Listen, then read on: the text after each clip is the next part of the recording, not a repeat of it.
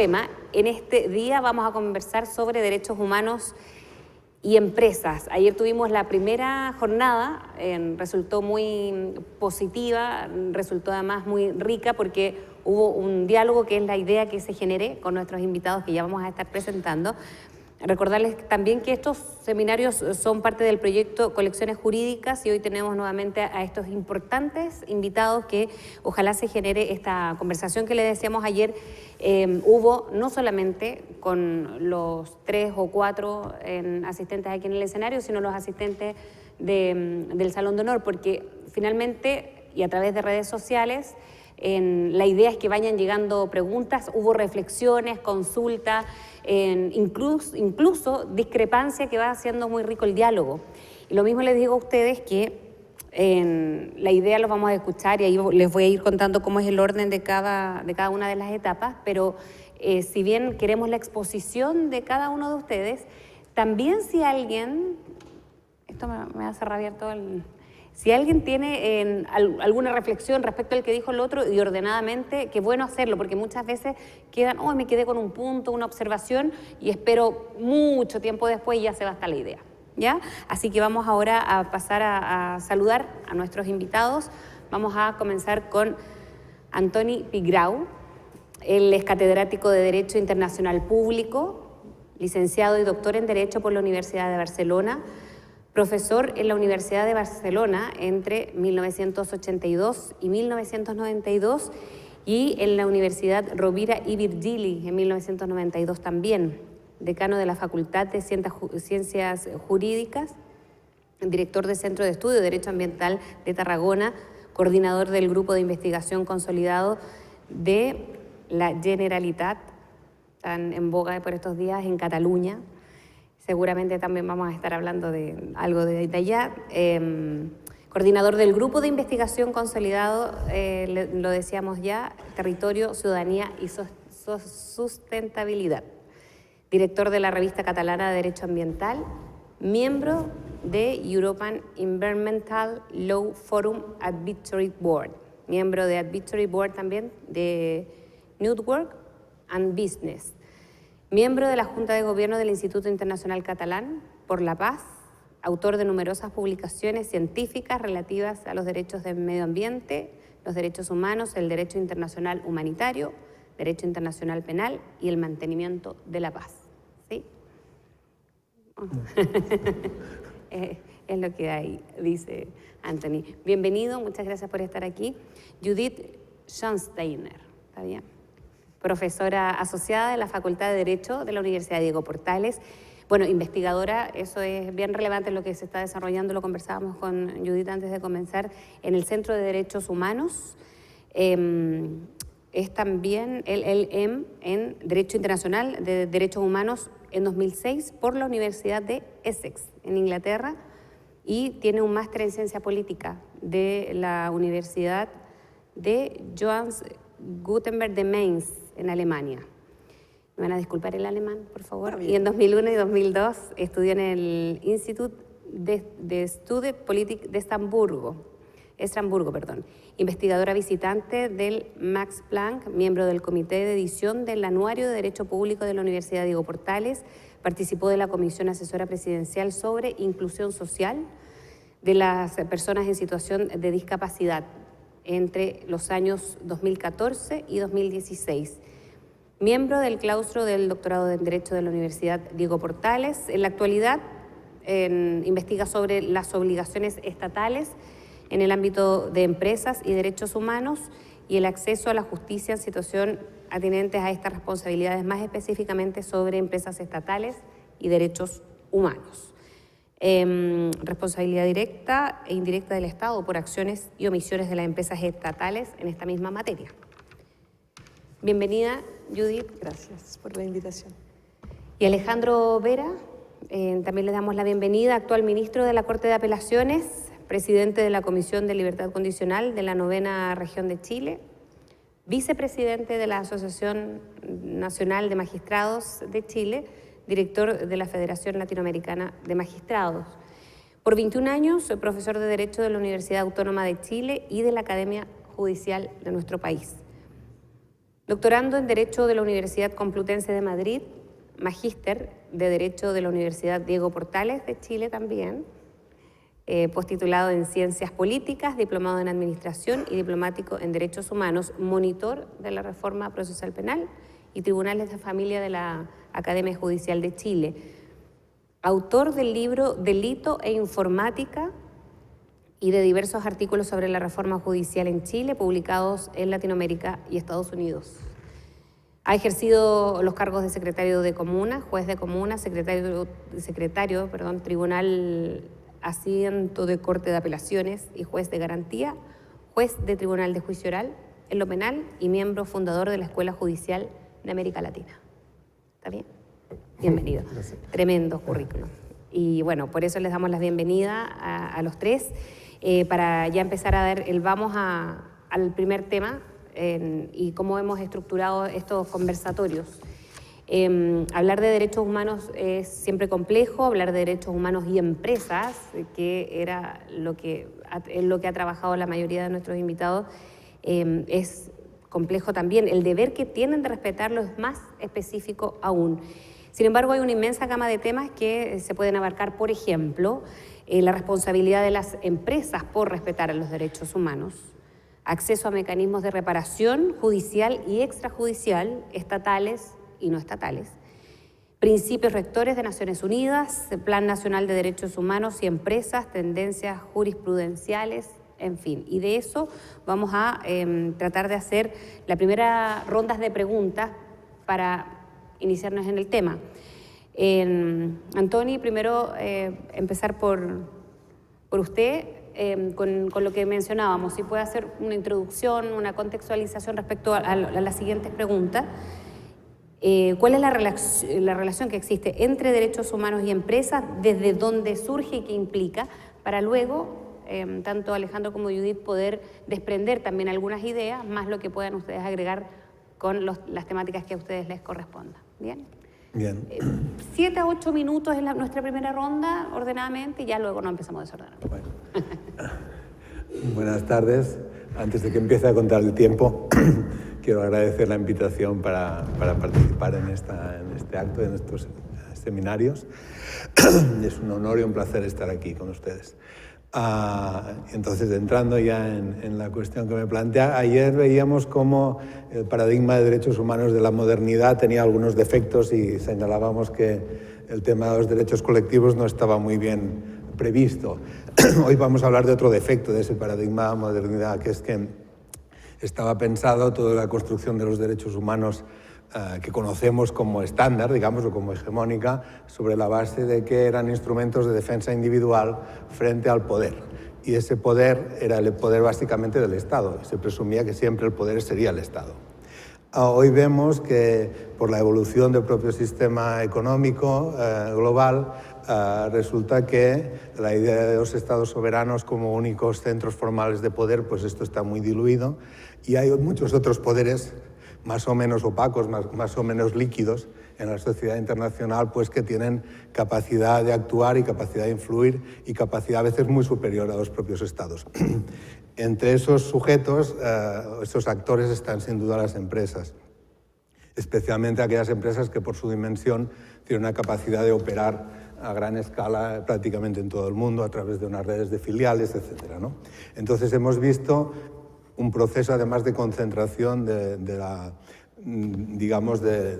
producción, del comercio mundial en cada vez menos empresas progresivamente.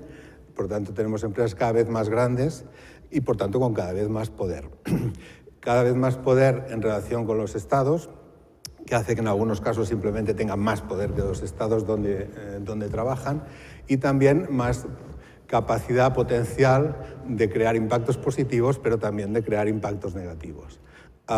Y por tanto, el origen de nuestro problema es la constatación de que durante mucho tiempo las empresas han gozado del privilegio, digamos, de ser invisibles desde el punto de vista jurídico en derecho internacional, a pesar de ello tener algunos derechos reconocidos por tratados internacionales, sobre todo de comercio y de inversiones, derechos que les sirven para realizar sus funciones, pero en cambio una falta de canales para que se las haga responsables de aquellos impactos negativos que cometen o que ocasionan directa o indirectamente.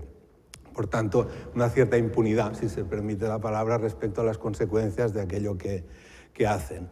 Y por tanto ahí está el origen del proceso que nos lleva a hoy, que muy resumidamente diríamos, tiene un debate permanente que ha sido desde los años 70 del siglo pasado, que es si las empresas debían ser reguladas directamente desde el derecho internacional o no, a través de normas obligatorias. Ahí ha habido una tensión entre quienes defendían que no debían ser objeto de regulación directa, sobre todo los estados que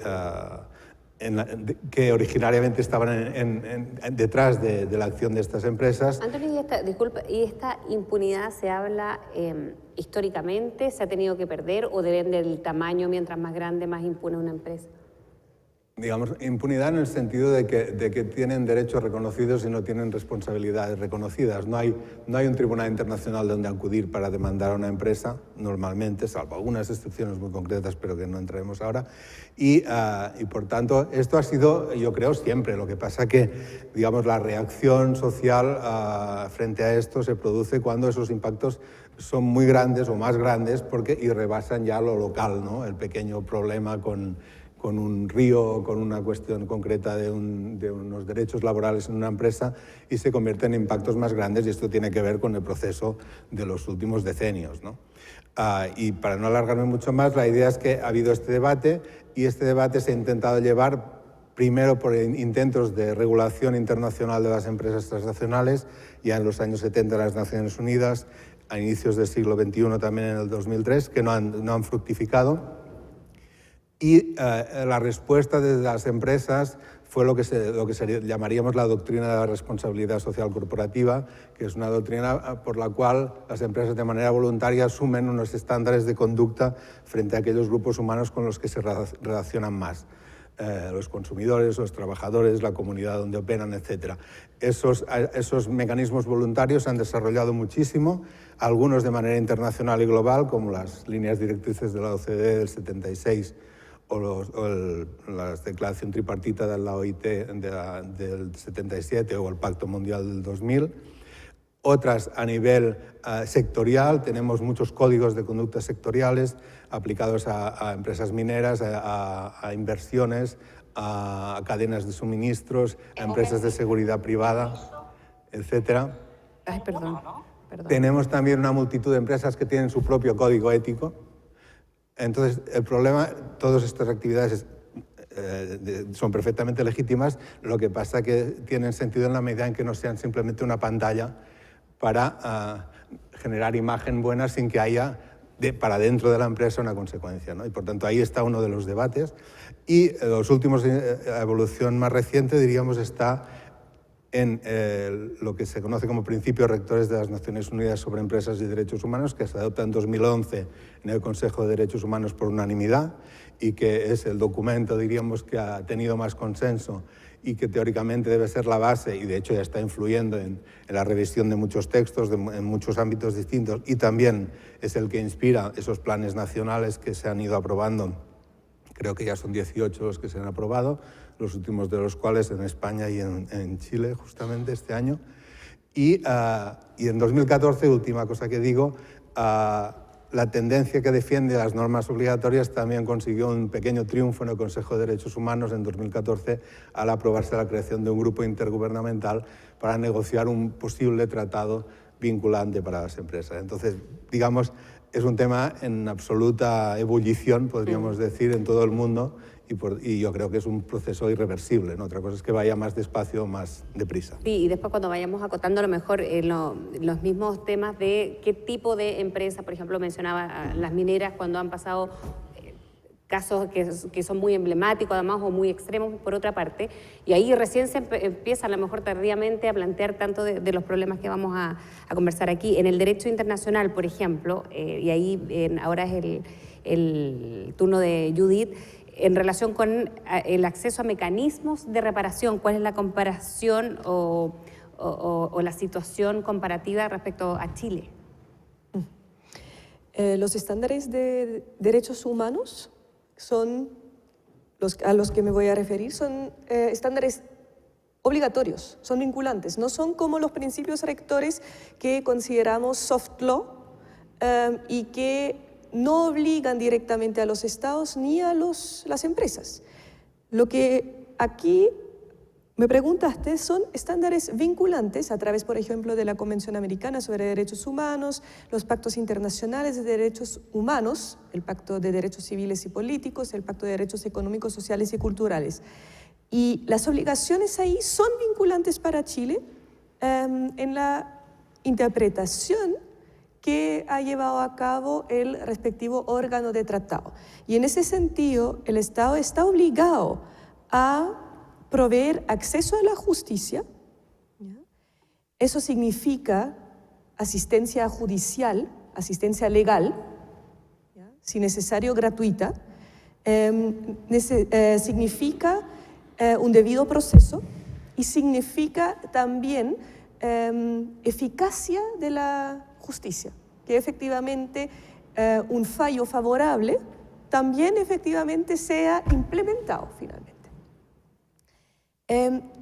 Eso es un poco más amplio que la reparación solamente, que está mencionada en el tercer pilar de los principios rectores. El acceso a justicia también incluye asuntos de prevención, y eso es muy importante en temas de empresas y derechos humanos. De hecho, los mismos principios rectores los destacan, pero en relación a las políticas públicas y las actividades de las empresas, que la prevención debe ser el principio que rige las actividades y no reparar el daño cuando está hecho. Y en ese sentido, el acceso a la reparación del tercer pilar de los principios rectores es básicamente un paso cuando efectivamente todo el resto que debería existir ya falló. ¿Ya? El acceso a justicia es más amplio, también incluye recursos preventivos. ¿Ya? En Chile, por ejemplo, los recursos de protección, bajo algunas hipótesis, permiten demandar antes de que ocurra el daño. O sea, la empresa debiese tener el recursos de prevención. ¿Y quién invierte en prevención? La empresa debería tener políticas de debida diligencia interna que eviten el daño antes de que ocurra. El Estado debería tener recursos judiciales, administrativos, que haga eficaz esta prevención. Para que el daño en materia de derechos humanos no ocurra, porque en muchos derechos no puedo reparar, ¿no? Puedo reparar, indemnizar, pero no puedo reparar, restituir, ¿ya? Y en ese sentido, la reparación justa, en principio, la alcanzo solamente con recursos preventivos, que son una gran debilidad en muchísimos estados. Hicimos en algún momento un estudio, comparamos las mayores jurisdicciones, en ninguna los recursos preventivos logran prevenir tal como los tratados internacionales lo piden. Y, curiosamente, tampoco los sistemas internacionales logran prevenir, por ejemplo, a través de medidas cautelares, etcétera, de tal manera como el mismo tratado lo exige, ¿no? Entonces, si yo interpongo una medida cautelar en la Comisión Interamericana, los estándares son más exigentes de lo que usualmente, yo diría, debería existir para yo poder lograr la prevención en todos los casos que sería necesario. Garantizarlo el Estado de alguna manera, por ejemplo, si las empresas son privadas o aunque sean estatales igual, garantizarlos es por parte del Estado. Efectivamente. La prevención. Ministro Alejandro Vera, ¿se aplican estos estándares internacionales en nuestro país? ¿Cuál es la deuda que tenemos? Bien, muchas gracias. Quiero agradecer a la Corte Suprema y a la unidad de estudio de la Corte Suprema la invitación. Obviamente, yo vengo en mi calidad de abogado. Hay muchas opiniones que voy a dar, digamos, y que obviamente representan mi opinión. No representan la opinión del Poder Judicial, aclarar ese tema. Y como esto es conversatorio, quiero contarle un poco la experiencia en general de los jueces respecto de estas vinculaciones internacionales que nosotros tenemos con las reglas mínimas de derechos humanos y empresas. De hecho, digamos, de lo que estamos hablando son estas reglas mínimas relativas, digamos, a al tratamiento de derechos humanos y empresas que surgen de la Organización de Naciones Unidas y que bien nosotros como país participamos dentro de la Organización de Naciones Unidas, constituye efectivamente el soft law, digamos, respecto, digamos, al tratamiento de estos derechos humanos y estándares de derechos humanos aplicables en Chile. Como decía Judith, hay una serie de normativas, particularmente latinoamericana, en materia de derechos humanos que sí son vinculantes para el Estado de Chile, y eso no quita que estas normativas de organizaciones de Naciones Unidas también sean soft law, o sea, criterios de interpretación, significa, digamos, justificaciones, antecedentes, digamos, que yo tengo para poder resolver frente a la falta de normativa expresa, específica, frente a determinados temas como de los derechos humanos. De tal manera que es una herramienta que los tribunales deben utilizar por este compromiso internacional que nosotros tenemos y que suponen particularmente una visión o un criterio de interpretación en esta materia. Evidentemente, cuando uno habla de deuda, uno va a estas reglas mínimas y claro, en el fondo se le obliga al Estado a prevenir, investigar, a castigar y a reparar las infracciones a los derechos humanos que se produzcan en relación a la actividad empresarial. Obviamente es de alguna manera lo que decía Judy. ¿Ah? Anthony. Respecto del control directo que pueden ejercer los tribunales en las empresas. Yo creo que es algo que hoy en día está, por lo menos en Chile superado. Y existen mecanismos, tanto del punto de vista particularmente laboral, hoy en día a través de la acción de tutela laboral, donde los tribunales, y particularmente los tribunales de fondo, de instancia, que ven los hechos, pueden directamente, digamos, ir a cuando hay infracción a las garantías constitucionales. Eso constituye, digamos, hoy en día un gran avance en materia del respeto de los derechos esenciales. Hay muchas sentencias paradigmáticas respecto del tema, respecto de los trabajadores, en esta relación empresa-trabajador. Ahora, cuando la empresa se vincula, obviamente, con la sociedad, también encontramos mecanismos que hoy en día hemos ido conociendo a través particularmente de los procesos legislativos. Lo más reciente, y lo comento así, es el caso, por ejemplo, de la reciente modificación al Servicio Nacional del Consumidor, donde otorgan algunas garantías, facultades, donde se ve que este compromiso de la empresa, el compromiso, digamos, de que a través de su producto y su actividad debe conservar el resguardo de la integridad física y psíquica del consumidor. Ya no estamos hablando del trabajador, sino que estamos hablando del consumidor. Por otra parte, están los tribunales, obviamente, medioambientales, que ven este conflicto particularmente que se produce con un particular o con una comunidad o con una sociedad organizada respecto de algunas premisas de infracciones a garantías que se pueden producir con infracción particularmente al medio ambiente. Y aquí hago el link, porque el Tribunal Ambiental, para que no sepan, es un tribunal de carácter especial, que no forma parte de la estructura ordinaria del Poder Judicial.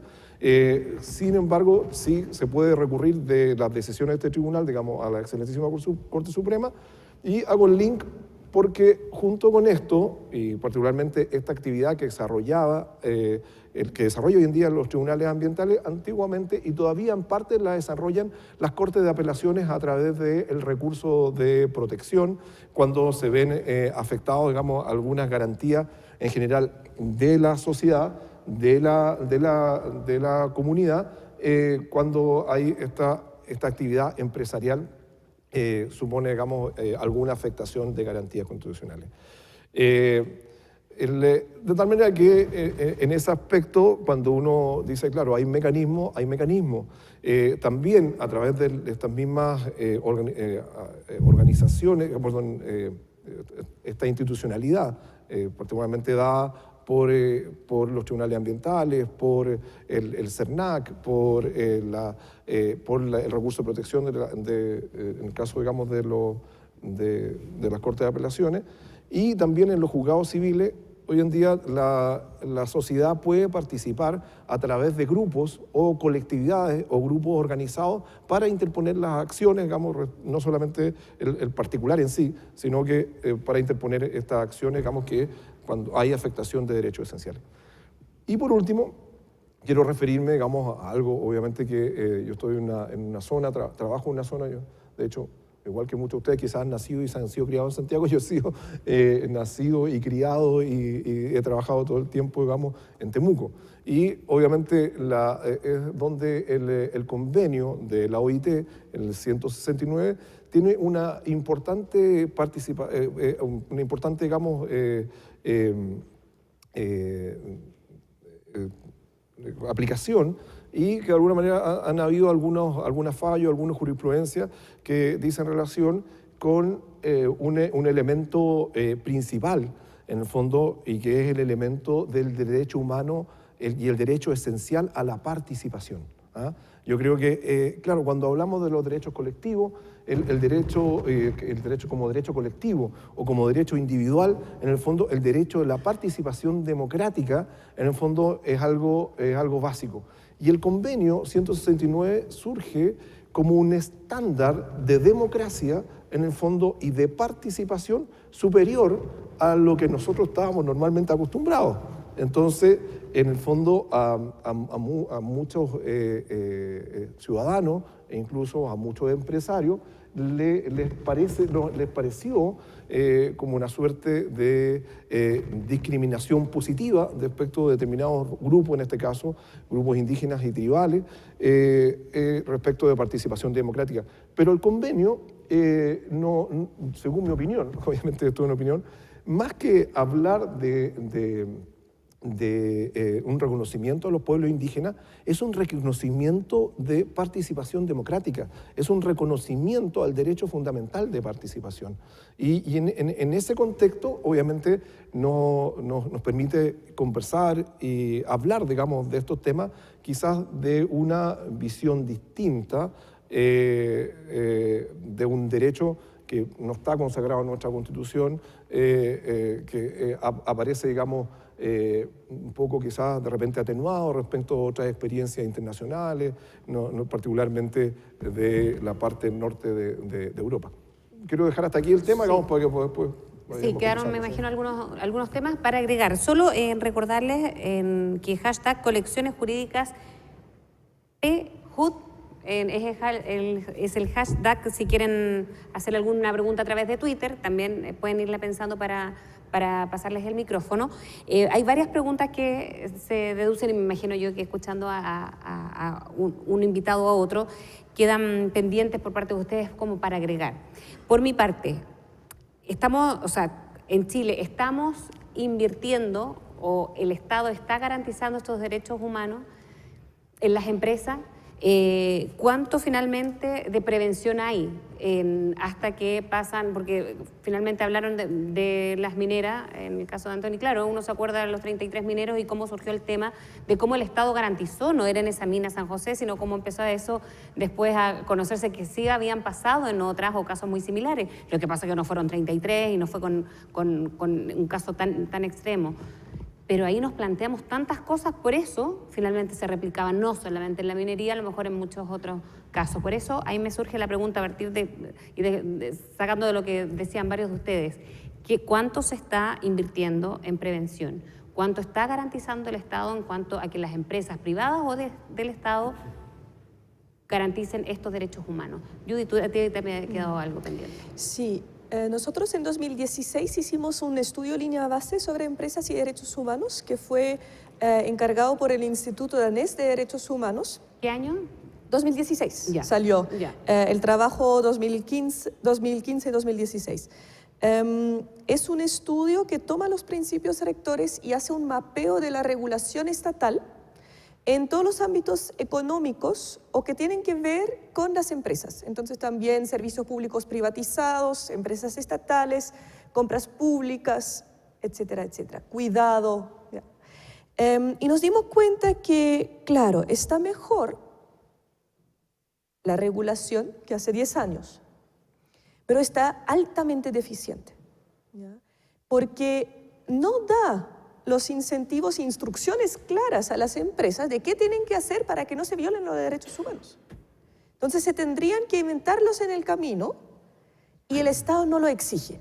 Y eso es un gran problema, especialmente en temas ambientales, donde hay, por ejemplo, falta de regulación de normas de calidad de suelo, contaminación del suelo, y otras muchas cosas, en salud, ¿ya? En educación, y obviamente en las mismas industrias, ¿ya? Y hablar de reciclaje, etcétera, ¿ya? Donde sí tenemos ahora, después del estudio, un par de iniciativas. Pero el asunto es que la fiscalización tampoco funciona. Entonces, si yo dijera, ya tengo insuficiente cantidad de regulación, pero por lo menos bien fiscalizada, avanzamos. Pero la fiscalización es sumamente débil, por falta de recursos en, por ejemplo, las superintendencias, pero también por prácticas de colaboración con las empresas que tengo que fiscalizar, ¿ya? Hay varias superintendencias que nos comentaron para el estudio, en las entrevistas, que no tienen los recursos para ir en terreno a visitar las empresas sin pedir que les lleven en un carro, barco, lo que sea, de la empresa para fiscalizar. Y eso se coordina más o menos con 2-3 semanas de anticipación. Esa fiscalización no funciona, ¿no? Y en ese sentido yo creo que hay un gran problema. Y cuando el daño ocurrió, es sumamente difícil para un ciudadano, una ciudadana sin recursos económicos, encontrar un abogado. Porque el sistema pro bono en el ámbito de empresas y derechos humanos no puede funcionar. De hecho, no debe funcionar. Porque hay un conflicto de interés entre los estudios que están asesorando las grandes empresas o las pymes o quien sea sobre sus asuntos. No pueden ofrecer recursos o asistencia judicial o legal a una comunidad. Sería un claro conflicto de interés. Entonces, ¿quién lo hace? La CAG no lo tiene dentro de sus mandatos. Las ONGs no tienen financiamiento. En Chile, desde que entramos en la OCDE, las ONGs tienen la mitad de personal que antes en materia de derechos humanos, más o menos. Porque ya no acceden a fondos. El Estado no se puso con fondos de participación ciudadana. Tú hablaste de participación. Es tremendamente importante esa parte. Y en ese sentido tenemos una grave falta de acceso a justicia en estos temas. Si alguien tiene que interrumpir, háganlo y con orden, ni un problema. Bueno, yo en realidad, más que hablar de Chile, quería volver sobre una cosa que antes traté un poco de pasada, pero que vale la pena insistir, ¿no?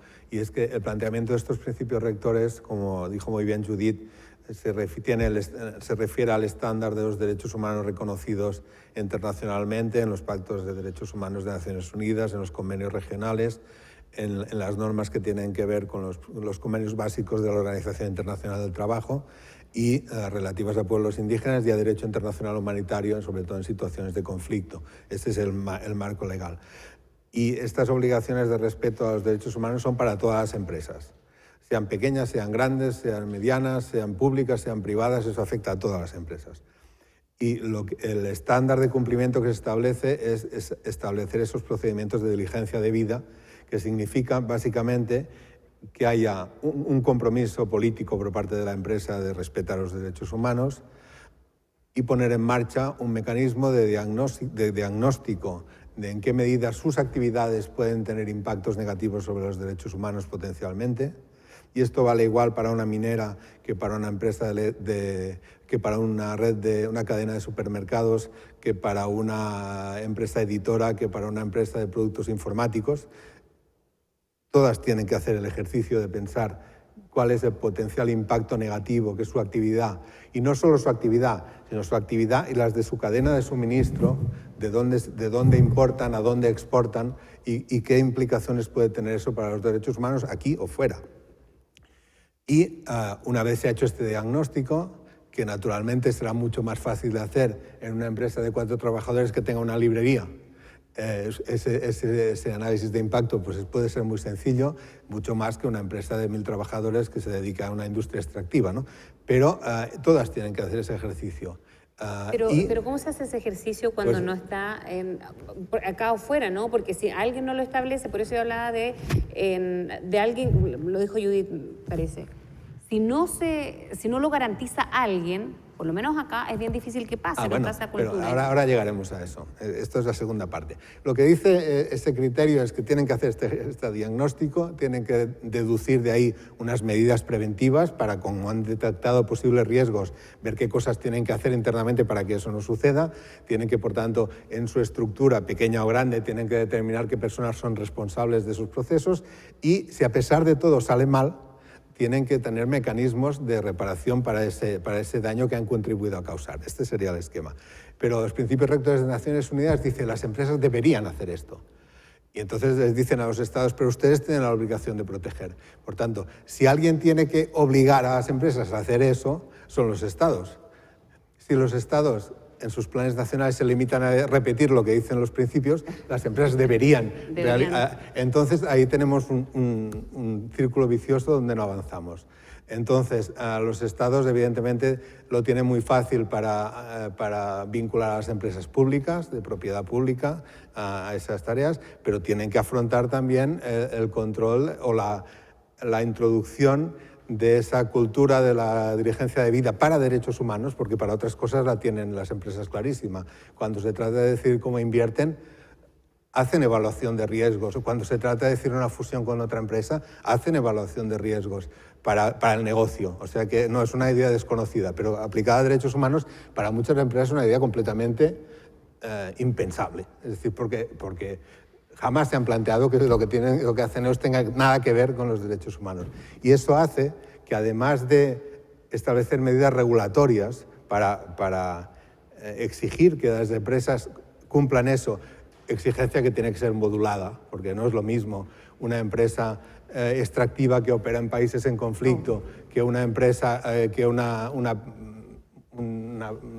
parada del mercado de pescado, que es una empresa familiar, ¿no? o un taxista, digamos, evidentemente. Pero además de plantear esa obligación, el Estado tiene una responsabilidad enorme de informar y formar y ayudar a las empresas a hacer eso, porque, insisto, en muchos casos jamás lo han hecho. No es el caso de las grandes empresas, pero sí de la mayoría de las empresas que no son esas más grandes. La mayoría. ¿No? Y por tanto ahí hay una gran tarea, no solo de regulatorias, sino de medidas de apoyo y, por tanto, de recursos económicos para acompañar ese proceso, ¿no? Sí. Vamos a revisar las redes sociales a propósito de este hashtag que yo les contaba, colecciones jurídicas PJUT. Hay algunas preguntas, ¿las alcanzan a ver? Vamos a ver cuáles son las principales. Esta es la primera pregunta. ¿Cuáles son los principales derechos humanos que se vulneran por las empresas en Chile?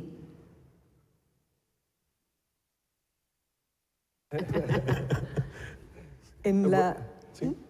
Sí, esa es la En pregunta. la línea base vimos que principalmente tiene que ver con acceso a justicia, el derecho a acceso a justicia, derecho a la salud, en vinculación con derecho a vivir en un medio ambiente libre de contaminación, etc. Derecho a educación, los derechos económicos, sociales y culturales en general, ¿no? Que son mucho más afectados. Si lo hiciéramos ese ejercicio en otros países, tendríamos claramente derecho a la vida muy involucrado, porque tenemos conflictos que significan que matan a los defensores de derechos humanos, matan a la gente que se opone, etc. Eso en Chile existe en algunos casos, pero mucho menos que en el resto del continente, ¿no? Eso también hay que destacar. Y un gran grupo de casos, los derechos laborales. Alejandro. Sí, obviamente lo que uno conoce, digamos, en la experiencia jurisdiccional, Claro, está el tema de tutela laboral. En el tutela laboral lo que uno ve, sin lugar a dudas, hay, además de la infracción a la garantía de los derechos laborales, está la garantía a la integridad psíquica muchas veces de los trabajadores. Eso, digamos, se utiliza, un elemento que se utiliza mucho, digamos, en materia de tutela laboral. Y cuando uno habla de recursos de protección, hay obviamente hay un derecho, digamos, a la igualdad, el derecho, digamos, a vivir un medio libre de contaminación, y también lo que uno también ve en esta vulneración de derechos, también está la integridad física y psíquica, digamos, también cuando se ejercen estos recursos de protección en contra de las empresas. Sí. Hay un ejemplo muy concreto. La gran mayoría de los servicios de cuidado del Estado, SENAMA, SENAME, están privatizados. Y allí todas las violaciones a los niños del SENAME, en el sentido de que estos servicios están terciarizados, serían casos típicos de empresas y derechos humanos con vulneraciones de integridad psíquica y física. ¿Hay alguna pregunta o reflexión respecto a esto mismo? Damos paso a otra de las redes sociales. ¿Cómo se refleja el due diligence en las empresas? El due diligence dice relación con la etapa precontractual, particularmente las negociaciones previas que se hacen. Obviamente, ahí lo que yo puedo ver, digamos, lo que puede, porque en el due diligence lo que se hace particularmente es un análisis, más o menos casi muchas veces en las empresas grandes, muy secreto, muy reservado de la adquisición de estas empresas. Pero hay un factor que obviamente que es el factor más importante y muchas veces, digamos, de carácter económico, que justamente son los derechos laborales que se ven afectados, porque hay una economización o una mirada obviamente económica del punto de vista de los derechos laborales, y que eso se ve reflejado en el día de mañana en la adquisición o en el traspaso o en la fusión de empresas. Pero obviamente el foco ahí económico de derecho se ve particularmente con el tema del derecho laboral. Ahora, como decía Anthony, claro, o sea, también la empresa debiera hacer un análisis de riesgo, y ese análisis de riesgo significa tener en consideración hoy en día, digamos, particularmente si hay participación ciudadana, y qué grupo de participación ciudadana y a qué nivel de participación y qué nivel de interés va a tener la ciudadanía en el resultado de esa actividad empresarial. Y obviamente también eventualmente en la fusión. Ya si hay participación es porque hay un poco de motivación, Judy. Solo agregar, para la participación hay una barrera, otra de las barreras de financiamiento para las comunidades. Producir evidencia, un estudio de impacto ambiental independiente, un estudio de impacto cultural, impagable para una comunidad, menos que consiga fondos en un proyecto, etc. La participación debería ser de alguna manera auspiciada por el Estado, si no, no va a funcionar. Y es tan importante. No agregaría nada. Hay el resumen que hiciste antes. El resumen que hiciste antes tenía toda la lista de criterios. Hay un micrófono a disposición, se les acerca a quien levante la mano. Yo quisiera hacer una acotación por ahí a propósito de lo que decía Judith, que es un tema que obviamente está mucho en el ambiente, en los medios de comunicación, que es el tema, digamos, de es empresa y Estado, o cuando el Estado, digamos, en el fondo se vincula con algunas empresas en la prestación de servicios, digamos, que debe dar el propio Estado. Obviamente ahí hay una regla clara, digamos, de Naciones Unidas respecto de la obligación estatal, digamos, de que esa empresa cumpla con las garantías constitucionales y la obligación estatal. Ahora, yendo un poquito más cerca, muchas veces el Estado, y que existe también un debate grande respecto de la calidad, el Estado como empleador y cómo el Estado eventualmente infringe, el propio Estado, algunas garantías constitucionales. No exigirle a los demás, no exigirle a la empresa, no exigirle a los demás Estados, porque incluso, digamos, dentro de las recomendaciones de las reglas que fija la Organización de Naciones Unidas, está incluso, digamos, mire, si usted va a tratar con un Estado, va a hacer tratados con ese Estado, preocúpese que ese Estado también cumpla, digamos, con los derechos Pero humanos. eso en comparación con otras experiencias, porque claro, aquí uno, por ejemplo, las formas de contrato, muchas veces eso no se les permite a muchas empresas privadas, pero aquí sí, como el sistema de contrato, o si me voy... Claro, la primera mirada, obviamente, si el Estado, es la mirada hacia el espejo. O sea, pero claro. Evidentemente, digamos, y superar la mirada del espejo luego va hacia allá. Un poco lo que decía Judith respecto de estas exigencias hacia la empresa, digamos, que el propio Estado que debiera exigir la empresa los lineamientos, digamos, del respeto de derechos humanos y planes o proyectos o planificaciones empresariales en ese tema. Por ahí había preguntas. Le van a hacer llegar el micrófono. ¿Acá también? ¿Acá? ¿Sí? Sí, me escucho. Una consulta a los tres en realidad. ¿Cómo ven ustedes la utilización de los mecanismos alternativos o adecuados de resolución de conflictos en los conflictos socioambientales? ¿Y cómo lo ven particularmente cuando esto se produce en contextos de alta asimetría de poder? ¿Qué experiencias hay, por una parte, al invitado español? ¿Y cómo ven, Judith y el ministro, cómo se podría avanzar en Chile en este sentido? André. A ver, en principio, la idea es que para afrontar esta cuestión se necesitan tanto mecanismos judiciales como mecanismos no judiciales. Los mecanismos no judiciales pueden ser de muy diverso tipo.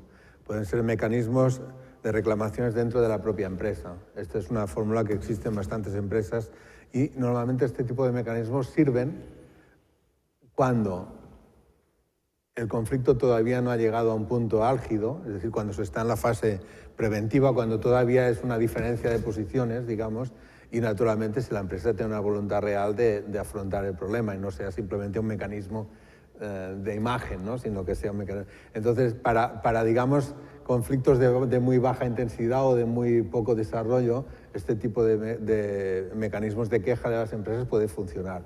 Igualmente pueden funcionar otros mecanismos de mediación que se dan, por ejemplo, en el ámbito laboral. Supongo que aquí también en España la Inspección de Trabajo tiene funciones de mediación y muchos conflictos se resuelven por esas vías antes de que lleguen a pasar a una situación de conflicto más grave. Después tenemos otros medios que están pensados ya no tanto para lo que sucede en el propio país, sino para cuando hay un componente internacional, como son los puntos de contacto de la OCDE, que son mecanismos también relativamente discretos, relativamente informales, que permiten pues, que quejas puedan tramitarse. Ahí hay prácticas muy distintas. Hay puntos nacionales de contacto muy activos y eficaces y otros que son prácticamente inservibles o que no hacen nada, digamos, que existen, pero algunos porque están tan directamente vinculados al Estado que en realidad son una unidad más y no tienen tampoco, a veces son incluso desconocidos en muchos estados, que el lugar donde dirigirse para ese punto nacional de contacto. Parece que los planes nacionales que se están elaborando van en la línea de dar mayor peso, mayor protagonismo a estos puntos nacionales de contacto que diríamos dentro del marco de protección de derechos humanos de la OCDE es el elemento más significativo. Ahora, yendo a lo que planteaba en relación con situaciones de cuando se trata de conflictos graves que afectan a muchas personas, que tienen, por ejemplo, impactos ambientales muy graves y donde se enfrenta una comunidad pues, con muy pocos recursos a una gran empresa, es muy difícil que esos mecanismos de mediación puedan tener un resultado satisfactorio desde el punto de vista de los derechos humanos. Porque normalmente lo que puede acabar siendo es que un elemento que en principio es positivo, que es la participación, pueda ser manipulada también por la intervención de esas empresas y puedan simularse, digamos, procesos de participación que en realidad implican una práctica de la empresa de tratar de dividir a esa comunidad con algunas promesas.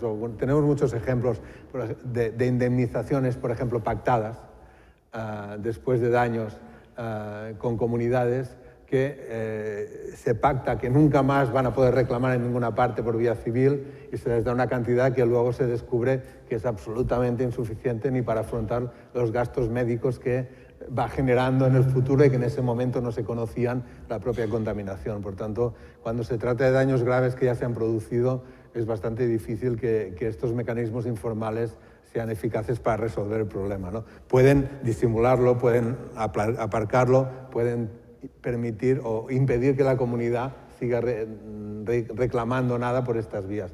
Pero una solución al problema yo lo veo difícil en esos casos. Muy de acuerdo. Yo creo que en Chile especialmente la falta de demandas colectivas, más allá de lo que es consumidores, es un gran problema, ¿ya? Y no hay ni siquiera buenas prácticas todavía de parte del Estado, propuestas de cómo estos acuerdos después de la negociación entre comunidad y empresa deberían ser para garantizar lo mínimo de igualdad de armas, ¿ya? Por ejemplo, las garantías de poder demandar a futuro. Por ejemplo, garantías de observadores, garantías de igualdad de armas en la negociación. Estas garantías deberían negociar, tal como están las cosas ahora, la comunidad con conocimiento que muchas veces no tienen del derecho, tendrían que negociar un acuerdo sobre la conversación, de ahí conversar el fondo, para que efectivamente queden protegidos, porque el derecho no les permite, más allá del derecho contractual, para tener un marco para esto. Eso para los acuerdos de beneficios, por ejemplo, impacto-beneficios, que ni siquiera, si entiendo bien, el sistema de impacto ambiental garantiza esa parte de la participación. Y nuevamente, si no produzco la evidencia, ¿cómo voy a mostrar a la empresa que eso es lo que necesito? ¿Cómo voy a yo saber calcular cuánto vale el daño que yo voy a sufrir en los 40 años del proyecto o los beneficios que voy a recibir, ¿ya? Y en este sentido, muchas veces los acuerdos simplemente dependen de la capacidad de negociación. Y tenemos ejemplos en Perú, por ejemplo, con una,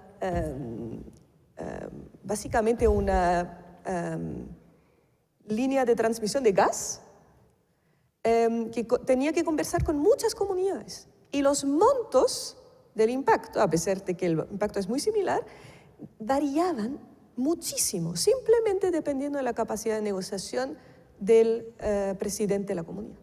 ¿Eso de qué depende? ¿De qué pasa del conocimiento, de la empoderamiento capacitación, de la posibilidad de contratar un abogado que no sea un abogado de la empresa, que no sea un abogado, corrupto, que al final del día se deja, como tú dijiste, pagar parcialmente por la empresa. Existen buenos ejemplos también, pero tal vez después tenemos más tiempo para, para ejemplos de ese tipo. Sí, quiero ver si hay más preguntas, consultas, reflexiones. El micrófono, ahí. Y ahí vamos cerrando para empezar a la otra etapa. Gracias. Hola, buenas tardes. Mi nombre es Alejandro Soto. Quisiera hacer una consulta a cualquiera de los tres o a los tres si quieren tomarla.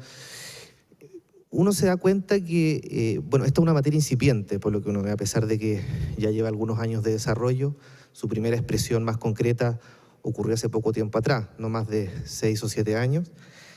Y en ese contexto me gustaría saber cómo avisoran ustedes en un futuro más o menos próximo, cómo podríamos, de manera interna, y si existe alguna experiencia comparada en eso, cómo se va concretando esto en el derecho positivo interno. Los instrumentos internacionales tienen la virtud de ser bastante flexibles, pero también entiendo que acá, a la hora de fijar reglas que implican casi por primera vez de una manera tan directa a privados, los niveles de certeza que probablemente busquen también sean distintos a los que se pueden producir en contiendas de carácter internacional. Entonces, no sé si en su opinión el estado actual de herramientas normativas de carácter sectorial pueden ser suficientes, o si tal vez debiese fijarse un estatuto que fuera más o menos, no sé si uniforme, pero sí que fije reglas básicas vinculantes para las diferentes actividades económicas, a lo mejor estableciendo algún nivel de diferenciación, pero algo a que se puedan sujetar, digamos, los actores que van a participar del sistema, porque en definitiva también tendríamos que tener algún nivel de certeza de cuál es el daño que se está dispuesto, o cuál es el daño que el Estado está dispuesto a castigar, ¿no? Porque independientemente de los mecanismos preventivos, tiene que haber un mecanismo represivo a la hora de sancionar a aquel que no ha cumplido con la planificación esperada.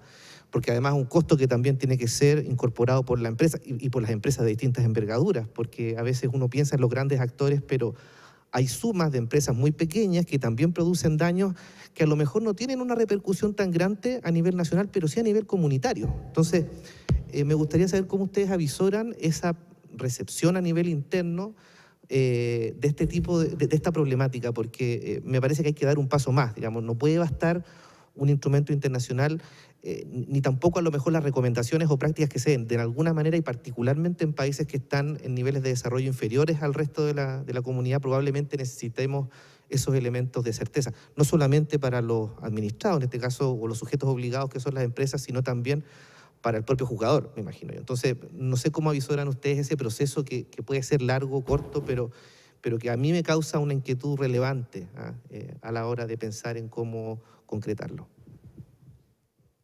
Antoni, luego Alejandro, vamos con Judith. Y breve para terminar. Voy a ser muy breve, solamente para apuntar una idea. Es decir, en el momento en que un Estado reconoce a una empresa la posibilidad de operar en su territorio, ahí hay un contrato social. Entonces, ahora ese contrato social viene dado por el derecho mercantil normalmente. Le dice, oiga, usted para ser empresa aquí tiene que reunir estos requisitos, tiene que tener este tipo de estructura, este tipo de procedimientos de toma de decisiones, tiene que asegurar que va a informar, que va a pagar sus impuestos, que va a hacer unos informes económicos, pues simplemente es ampliar ese contrato social y decir, yo a usted le permito operar en mi país, pero además de todo eso que ya sabe, va a tener que respetar los derechos humanos y el medio ambiente.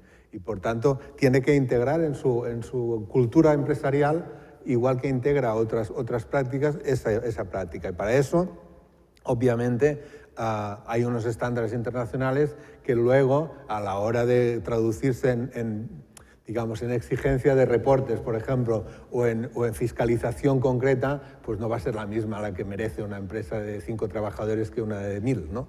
Por tanto, ahí sí que debe haber una graduación, como insisto, depende del tipo de actividad que se hace, de si es una empresa que actúa solamente en Chile o también actúa en Colombia, por poner un caso vecino de país con un conflicto armado hasta hace muy poco, bueno, en parte todavía vigente. Es decir, que eso hay que modularlo.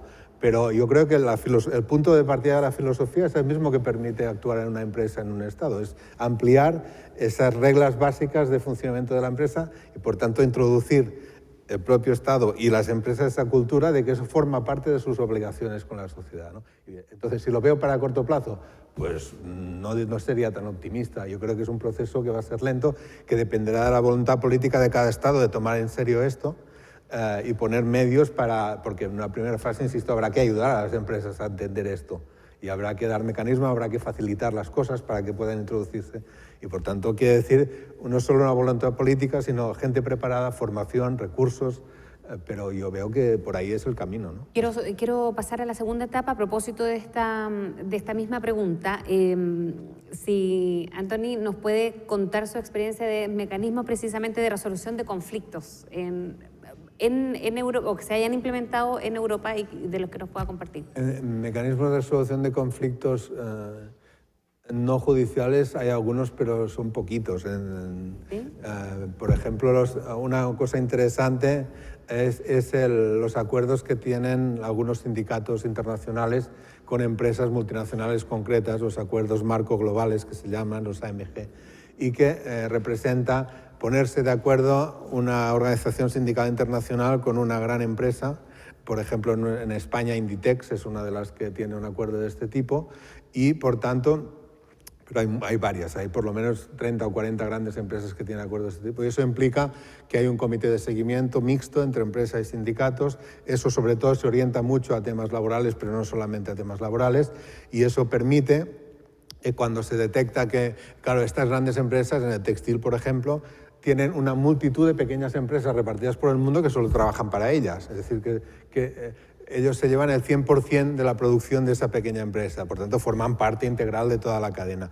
Y ahí hay una vigilancia, por ejemplo, en relación con el trabajo esclavo, con las condiciones laborales, que ha hecho que se cierren empresas en Marruecos, en Bangladesh, y con la fuerza que tiene Inditex, porque trabajan para ellos, es decir, o usted corrige esta situación o dejamos de trabajar con ustedes, ¿no? Y eso provoca cambios específicos en lugares concretos que se puede decir que eso es una aguja en el pajar, ¿no? Un pequeño grano de arena, pero es un camino que tiene resultados eficaces, ¿no? Por ejemplo, este sería un ejemplo, pero yo tengo, digamos, más información sobre lo que serían mecanismos judiciales de los que hablaremos después, ¿no? Supongo. Alejandro, y Judy, las preguntas, o la respuesta más bien que quedaron pendientes para mí. Algunas dudas y quizás algunas complicaciones con generar esta dualidad Estado-empresa. Creo que nos olvidamos del actor principal, que es el ciudadano, en realidad, porque el ciudadano forma parte, digamos, del Estado y forma parte de la empresa. Yo creo que quizás la mirada que nosotros debiéramos darle es una mirada desde el punto de vista del derecho a la participación y también de una mirada de los derechos sociales y culturales. O sea, la verdad de las cosas es que cuando una empresa quiere desarrollar una actividad, hasta como algo muy simple, como ya que está hoy en día en boca los estacionamientos, digamos, a propósito de algunas propagandas electorales o publicidades electorales, el solo hecho, digamos, que aparece como inocuo fijar un estacionamiento, ¿por qué no la sociedad no puede participar? En el fondo, si es la sociedad la que debe manifestar, en primer lugar, su interés y si tiene interés que se desarrolle esa actividad, si tiene interés en participar en esa actividad y si tiene un interés comprometido de daño a su desarrollo, digamos, social, cultural, a su desarrollo económico, en el fondo que le puede afectar el fijar esos estacionamientos. O sea, el ciudadano, digamos, puede ser también un pequeño microempresario que ponerle estacionamientos pagados ahí, en el fondo puede que le perjudique a su negocio cuando antes eran gratuitos esos estacionamientos. Entonces, y eso, digamos, se requiere necesariamente, cuando hablamos, no aumentar las reglas, sino, yo insisto, en que debemos aumentar el nivel de participación. Y el nivel de participación, en el fondo, no va a establecer un mayor mecanismo, sino, al final, va a ser una pelea simplemente de grandes equipos de abogados, algunos pagados por el Estado y otros pagados por la empresa privada, digamos, que se van a enfrentar, y el ciudadano, digamos, no va a estar ni ahí. O sea, yo creo que nosotros tenemos que ampliar el nivel de participación y no dejarle a pequeños grupos, digamos, de repente temas cuando te afectan directamente, y no a pequeños grupos determinados sociales. Y yo quiero referirme, digamos, a otro tema que obviamente no es algo, pero en el fondo yo creo que sí debemos aumentar el nivel de participación en la ciudadanía, que es lo que recientemente ha pasado con el tema del aborto. El aborto era algo tan personal, tan individual de las personas, que lo más bien, y todos tenemos opinión, y no necesariamente una opinión jurídica respecto del tema, pero sí tendríamos el derecho a haber participado. ¿Ah? Porque se decidió jurídicamente. ¿Ah? Y yo creo que hay materias que van mucho más allá de lo jurídico. Y cuando hablamos de derechos humanos y empresas, van mucho más allá de lo jurídico. Entonces yo creo que el nivel de participación va en ese sentido. Generar estas dualidades, claro, sin lugar a dudas, esto va a generar un nivel de conflicto que va a ir creciendo simplemente, si no hay participación. Judith. Yo creo que referirme brevemente a la pregunta de Alejandro. Sí. ¿Cómo sería? Yo creo que una regulación transversal en la línea que la plantea Antoni, sí. Pero para llegar a ella no quiero esperar brazos cruzados. Yo creo que hay que avanzar en Chile, especialmente en la regulación sectorial, en el fortalecimiento de la fiscalización. Y eso fue un resultado que fue tan claro en la línea base, porque estudiamos las brechas, ¿no?, de regulación entre lo que hay y los estándares internacionales. Y uno de los elementos estructurales que nos aparecieron en todos los sectores es planificación territorial. No hay planificación territorial ni en lo pequeño ni en lo estratégico en Chile. No tenemos planificación en relación a cómo trabajar con nuestros recursos naturales. Recién en energía tenemos una planificación de la matriz. No tenemos planificación real del agua, ¿ya? Y las políticas que hay recién se están bajando a nivel intermedio, ¿ya? Entonces, de verdad, y el derecho administrativo no nos tiene las herramientas para planificar territorialmente dónde instalar tal o tal cosa y dónde no, y cuánta de ella, ¿ya? Y eso es sumamente complejo. Sin esto no vamos a avanzar seguramente. Ahora, en cuanto a participación, estoy muy de acuerdo que es un principio fundamental, pero yo me pregunto cómo las personas en Chile con 48 horas de trabajo, usualmente no solamente un trabajo porque el mínimo no alcanza y a veces no gana el mínimo, ¿cómo van a participar de esto? ¿Cómo van a lograr participar? Si de verdad les cuesta parar la olla y les cuesta, yo puedo participar, yo tengo profesión, por tanto 44 horas. Genial. Las 4 de diferencia, puedo participar. Pero no dejamos fuera mucha gente por la desigualdad que hay si simplemente traspasamos todo a la participación, tal vez en un momento demasiado temprano, sin al mismo tiempo tener la regulación. Me pregunto cómo ponderar eso. Sí, yo creo que hay un tema ahí naturalmente de urgencia, o sea, que es lo que hacer primero. Claro, y en ese pie, claro, la regulación como urgente surge como lo más fácil, digamos, y lo más pronto a hacer. Pero también creo que, por ejemplo, el tema, por ejemplo, sigamos con el ejemplo del estacionamiento. Yo he tenido, y esas personas que viven ahí, o la comunidad que he vivido en ese sector, en esa montaña, o sea, ya sea, digamos, que vive en el campo o en la ciudad, el nivel de percepción que yo tengo de las consecuencias que me va a traer una actividad empresarial determinada, no necesito grandes estudios. Basta, digamos, ver mi vida. O sea, basta ver, digamos, mi economía, basta ver mi desarrollo. Pero el estudio está ligado a las horas de trabajo más regulado. La participación. Sí, claro. la participación. Entonces, bueno, hoy en día existen también medios técnicos, tecnológicos, vamos, eventualmente para participar, informarse. Y lo importante, yo creo que es lo que estamos haciendo aquí, digamos, un poco abrir el debate y que no nos sentemos los tres, digamos, a conversar y a decidir cómo vamos a regular, digamos, cómo vamos a aplicar los principios rectores de las Naciones Unidas. Entonces yo creo que tenemos que abrir. Abramos el debate ¿sí? a las redes sociales. Hay otra de las preguntas. ¿Cuáles son los mecanismos de reparación y extrajudicial en Chile? Para todos, extrajudicial para todos, pero podríamos empezar por Judith. Muy pocos. Sí. Efectivamente existe el Punto Nacional de Contacto, está en este momento ubicado en la Direcon, en la oficina de, básicamente económica de la Cancillería. Eso ha significado una crítica, yo creo que fundada de independencia, ¿ya? Simplemente porque la persona que está, incluso si quisiera ser completamente independiente, como está solamente con media jornada, la otra media jornada tiene que negociar tratados de inversión.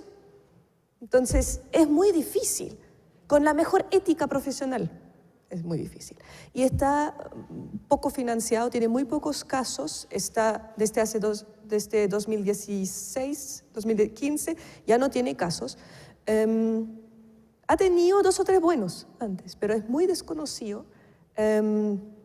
Yo alentaría que se fortalezca. Hay un convenio ahora con el Instituto Nacional de Derechos Humanos en el marco del Plan de Acción que podría fortalecer la institución, pero habrá que ver, y yo creo que mientras se mantenga en la institucionalidad actual va a ser muy difícil. Otros mecanismos extrajudiciales, no soy especialista en derecho laboral, entonces quisiera dejar esto a alguien que sepa mucho más. Existen además algunos mecanismos en relación a mediación previa en términos de salud en las ISAPRES, y existen obviamente los mecanismos del CERNAC, ¿ya? Otros mecanismos dependen, yo creo, de la manera como se plantea un acuerdo de beneficios, de impacto, de una mesa de negociación. Si incluyo arbitraje ahí, está. Si incluyo mediación ahí y determino un mediador, una mediadora, está. Pero depende de la voluntad contractual de las partes de poner eso y poner un buen mecanismo. Judith, en el contexto del Plan de Acción Nacional de Derechos Humanos y Empresas, la Universidad Diego Portales elaboró un estudio de línea base. ¿Cuáles son los principales hallazgos de este estudio? En relación al punto nacional de contacto, Sí. Los que dije, de allí me informé en el sentido de lo que dije sobre la independencia, el financiamiento, la proactividad en el conocimiento, ¿ya? Yo creo que lo que faltaría es apoyo concreto a comunidades, sindicatos, de presentar casos, ¿ya? Porque hay que documentar, hay que prepararlo, hay que aprender a usar un mecanismo de mediación. Y en ese sentido yo creo que ese apoyo sería muy importante. Lo mismo, por ejemplo, con el Observatorio de Chile Compra. Tienen un observatorio que está usado en 99,9% por los proveedores para quejarse del plazo, del no pago, etcétera, etcétera, de la forma como están las licitaciones. Ese mecanismo tiene una posibilidad de denuncias anónimas sobre alguna mala ejecución de una licitación, por ejemplo, una compra pública. Las ONGs no lo están usando, la sociedad no lo está usando para eso, podría usarse. Pero ¿quién sabe de esto? Eso. ¿Quién sabe de pasa? esto? ¿Por falta de información o por falta de interés de...? No, si uno yo creo busca? que falta información porque Primero, interesa claro. a lo mejor para probarlo una vez, habría. Alejandro, hay otra pregunta sobre la labor jurisdiccional. Perdón, ¿cuál es el diagnóstico en materia de resolución de conflictos entre empresas y comunidades en la Araucanía? Bueno, la resolución de conflictos, yo quería agregar algo respecto de Judith antes de contestar la pregunta.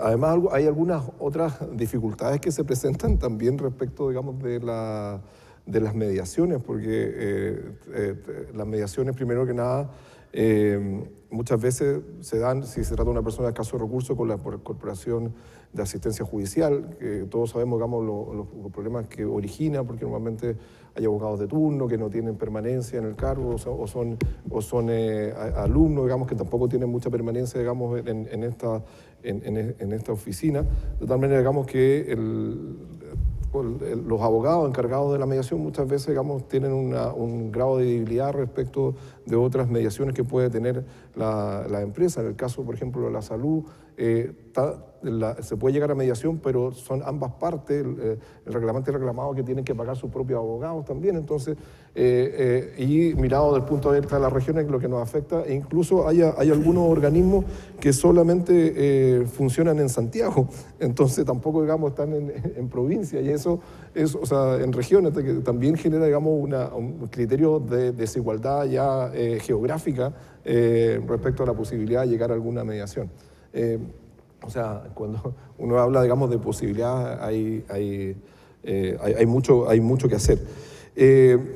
Respecto, digamos, de la negociación que se da, digamos, en el fondo, salidas no jurisdiccionales a los temas en la región, han sido las experiencias, han sido dadas particularmente en el contexto tanto del convenio 169, del convenio del término de la consulta, particularmente a las comunidades, donde se han dado algunas soluciones negociadas. no han sido, por lo que yo tengo entendido, porque esto ya es una percepción, no tengo datos estadísticos, no me atrevería a decir que eso no han sido muchas, digamos, respecto, digamos, de cómo se han solucionado a través de una forma no jurisdiccional. Obviamente porque incluso cuando se empezó a aplicar el caso del convenio 169 existían muchas dudas, digamos, en qué consistía la consulta y de qué manera se aplicaba la consulta, digamos. Hubieron muchos, digamos, fallos jurisdiccionales que fueron increciendo en el nivel de participación de las comunidades respecto, digamos, de qué es lo que se entendía por consulta, y en ese pie ahí también se fueron logrando, digamos, algunos acuerdos. De tal manera que el tema surge, digamos, particularmente por el hecho de tener dos actores que puedan conversar entre ellos. Lo que sucede sí que las empresas en general están acostumbradas a la mediación. También uno conoce que las grandes empresas en Chile, las soluciones de arbitraje, por ejemplo, son muy a veces muy rápidas, muy eficientes para ello, e incluso, a pesar que el arbitraje es caro, en el fondo incluso es más rentablemente eficiente someterse a un arbitraje que puede durar 6 meses o 1 año frente, digamos, a un juicio que puede durar 10 años. Entonces, digamos, a la larga, el empresario prefiere no lo jurisdiccional, prefiere la salida alternativa. Claro, eso nos genera hoy en día, digamos, un problema de qué manera se enfrenta la sociedad. Y claro, aquí yo quiero recalcar, digamos, obviamente un derecho que no está en nuestra Constitución, pero es el derecho a ser informado. Y cuando se habla de la consulta, una consulta democrática, libre e informada. Y lo informado deberá ir primero. Entonces, claro, ahí hay una disparidad de negociación. Yo creo que ha sido la particular característica que ha llevado a que no han habido, digamos, muchos acuerdos, digamos, con la empresa. ¿Hay alguna pregunta? Allá, por allá atrás.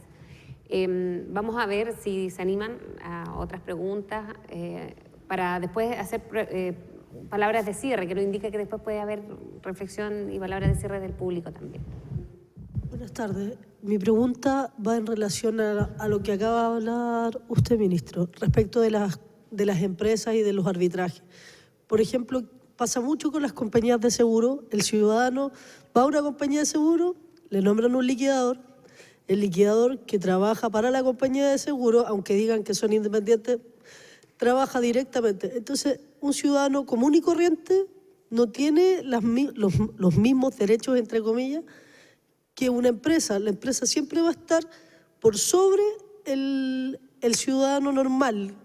Sí, hay 2 agrupaciones de seguros de ciudadanos, pero para llegar a eso, para que la gente pueda acceder a eso, a un arbitraje, como dice usted, es carísimo. El ciudadano común y corriente no tiene el financiamiento, no tiene poder de negociación frente a eso. O sea, no hay ningún derecho humano.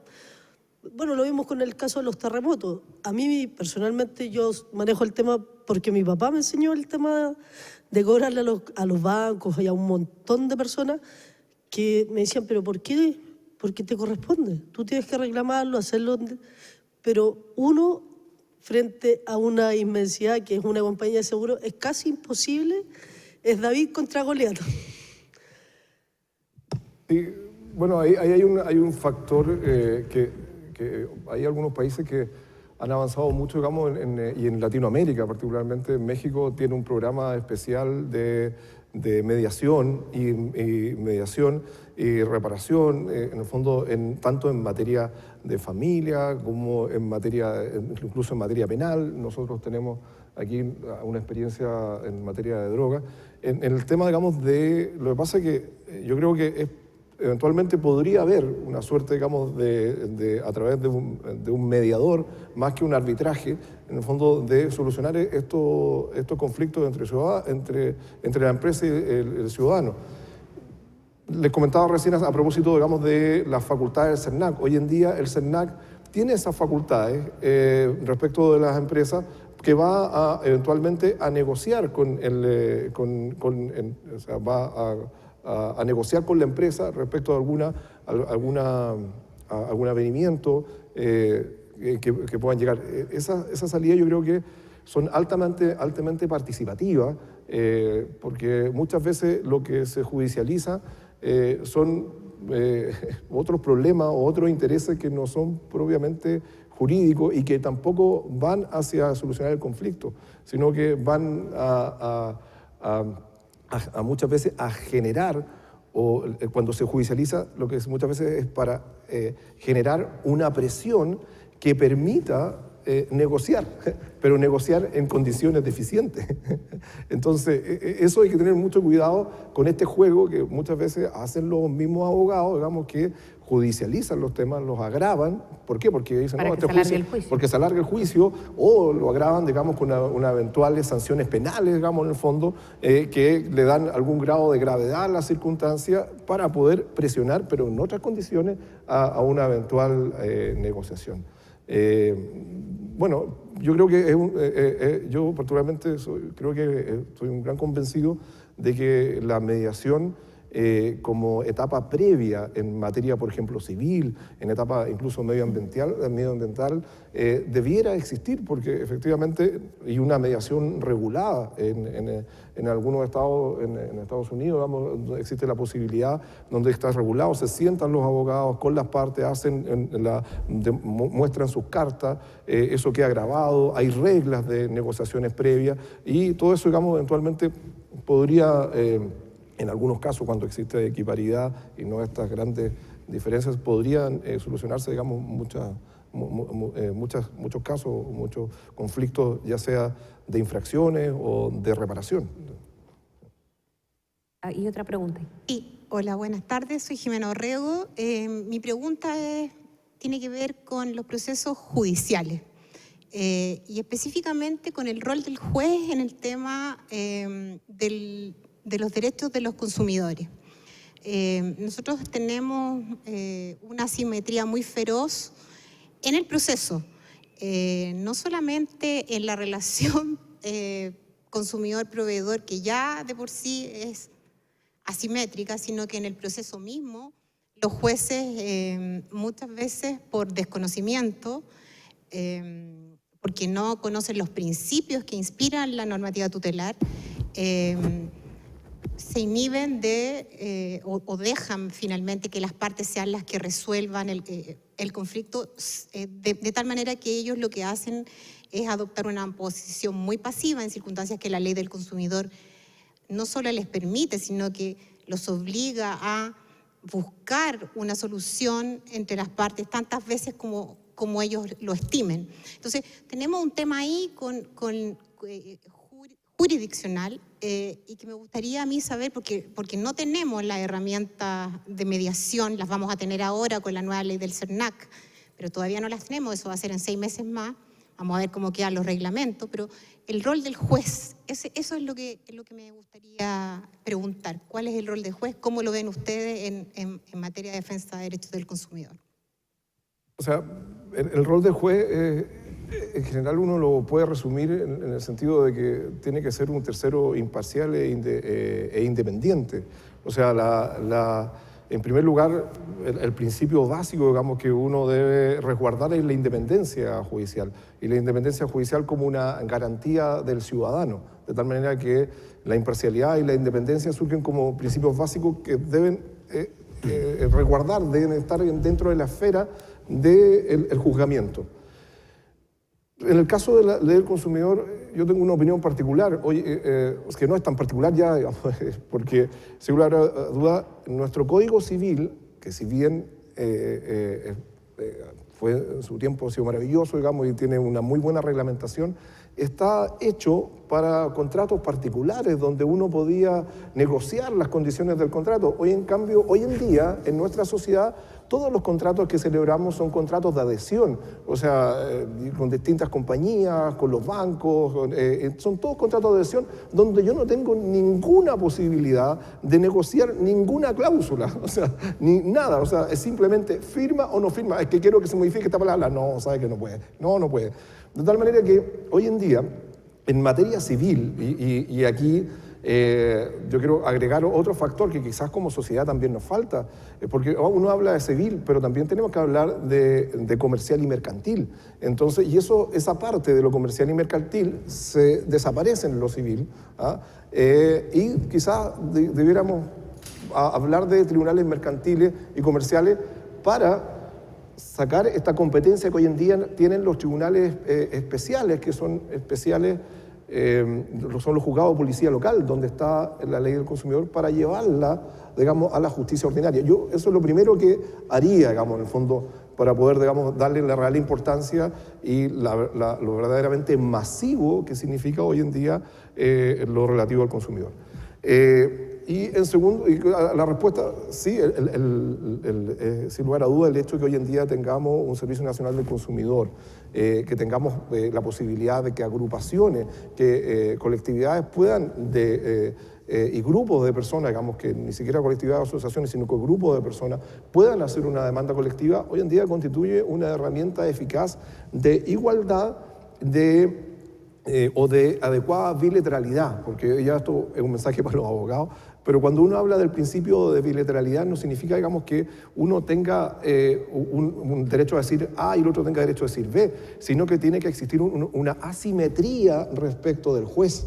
Cuando habla del principio de bilateralidad, tenemos que tener ambas partes, digamos, que están en el litigio, en condiciones iguales, en condiciones asimétricas respecto al juez. No que uno está aquí, está más cerca del juez, o más lejos del juez, o que tenga más poder.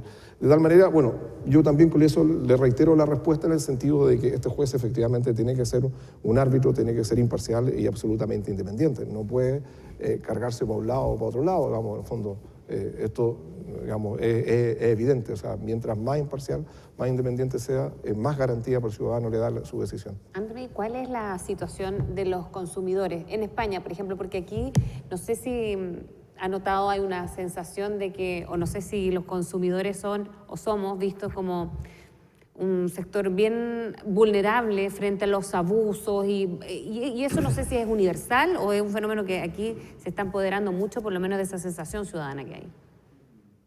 Bueno, no es mi especialidad, pero el desarrollo del derecho de consumidores se produce en todas partes porque las empresas son globales y los problemas se plantean los mismos en relación con las empresas, sobre todo que prestan servicios pues, básicos, ¿no? de servicios de electricidad, servicios de telefonía, que les voy a contar de cómo funcionan muchas veces esas empresas y cuál es la relación de trato con las personas. De hecho, en Telefónica, no sé si aquí les pasa, pero cuesta mucho hablar con un humano cuando uno quiere quejarse a la empresa de Telefónica, porque le aparece una máquina que lo puede estar entreteniendo durante minutos y minutos y minutos, con opciones que nunca está la tuya prevista, y entonces te va derivando y conseguir hablar con un humano para resolver un pequeño problema hay rutinas sí, hay rutinas de humoristas de eso.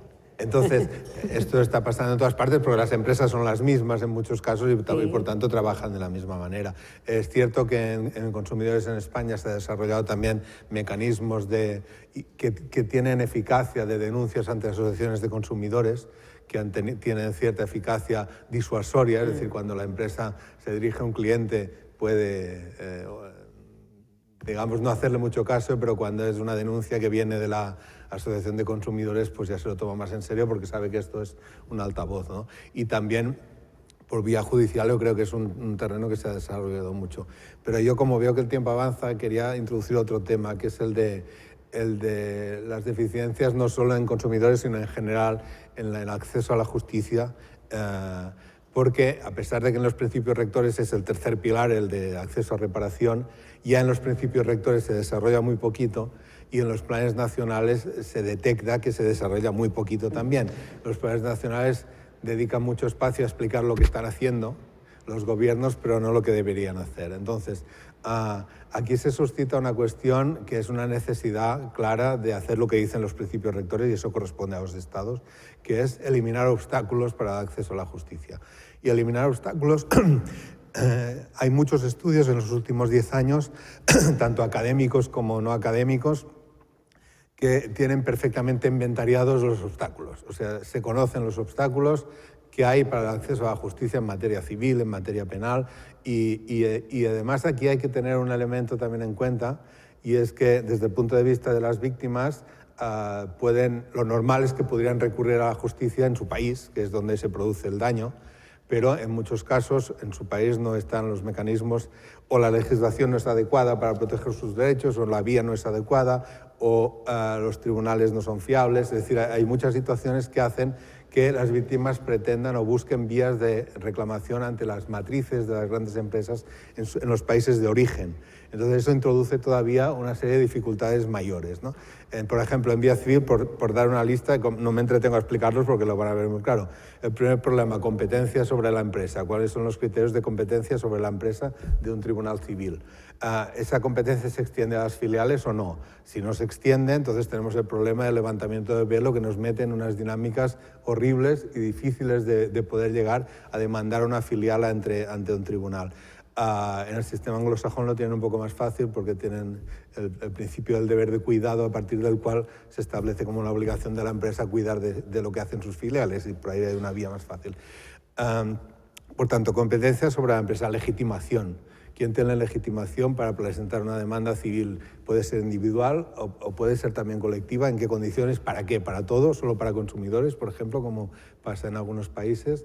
La cuestión de la prescripción de las reclamaciones civiles, que en general para daños extracontractuales, que es de lo que estamos hablando en muchos casos para este tipo de compensación, suelen ser periodos de prescripción muy cortos. Problemas de ley aplicable, de tribunal competente, todo eso que tiene que ver con el derecho internacional privado cuando hay elementos de internacionalidad, de acceso de víctimas extranjeras a los tribunales.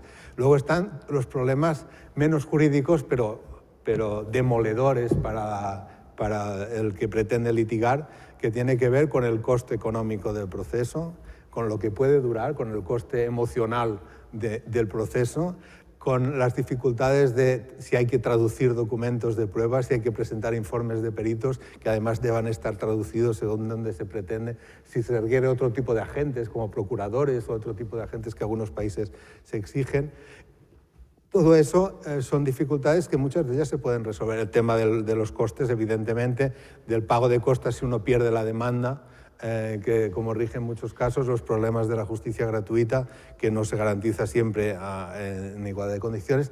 Y después, si a pesar de todo eso uno consigue una sentencia, después falta que esa sentencia se pueda ejecutar en otro país, se pueda reconocer, se requiere cooperación internacional para traer pruebas, en fin, digamos que es una sucesión de obstáculos que están perfectamente conocidos. Entonces, ahí la voluntad de eliminar obstáculos depende de la voluntad de los Estados, individualmente en muchos casos o en cooperación con otros a través de acuerdos internacionales. Y si miráramos la vía penal, encontraremos obstáculos parecidos y también muy conocidos. Por tanto, ahí sí que los Estados tienen un deber directo de ellos de eliminar esos obstáculos, que es lo que les están diciendo los órganos de seguimiento, que es lo primero que tienen que hacer. Valorar dónde están los obstáculos al acceso a la justicia y eso se hace legislando, no hay otra vía, modificar. Y ahí los Estados en los planes nacionales con mucho dicen vamos a estudiarlo, vamos a estudiar dónde están los problemas. Sí. ¿No? Las palabras de cierre de Judith. Quisiera tomar lo que tú acabas de decir, Antoni. En un país donde 95% de la justicia civil son asuntos de cobranza o similares, es casi imposible que un caso complejo de daño de una empresa en materia de derechos humanos pueda litigarse. Entonces, para nosotros fue muy interesante incluir en el informe anual sobre derechos humanos de la UDP en este año un estudio sobre acceso a justicia, ¿ya? Y en materia de justicia civil. Porque sin reforma parece que no se va a dar una cancha para efectivamente poder hacer ese tipo de litigio. Sobre consumidores, yo creo que hay una cosa que, más allá del derecho del consumidor, hay un asunto que en Chile todavía se ve muy poco, que es el poder del consumidor para cambiar las condiciones de otros. El gran desafío de empresas y derechos humanos es cómo trabajo con la cadena de suministro. Casi imposible fiscalizar, casi imposible de proyectar, casi imposible informarse.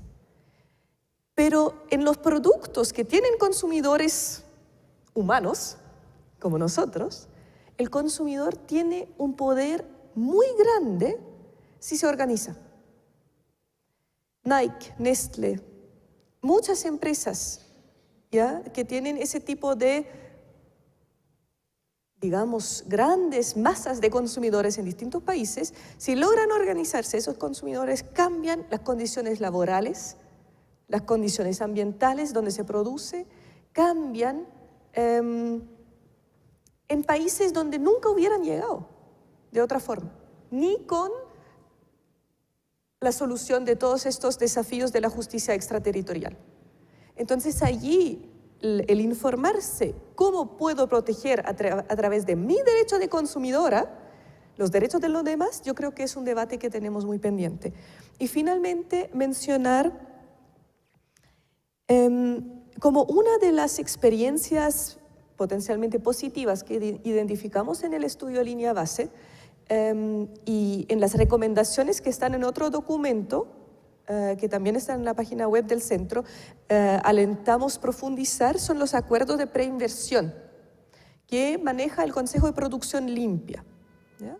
Hay muchísimas discusiones sobre cómo vincular un acuerdo de preinversión, que son acuerdos voluntarios de preinversión entre comunidad y empresa, después con el sistema de evaluación de impacto ambiental o con la justicia.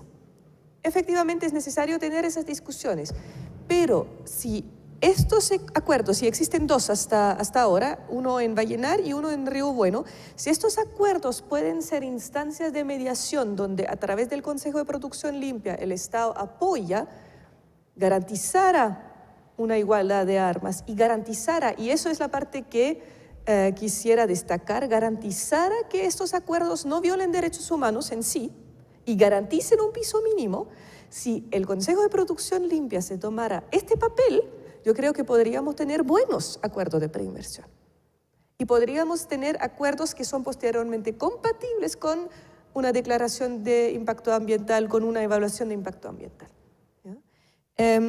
Por ejemplo, en el de Río Bueno se define que la patente se pagará en Río Bueno.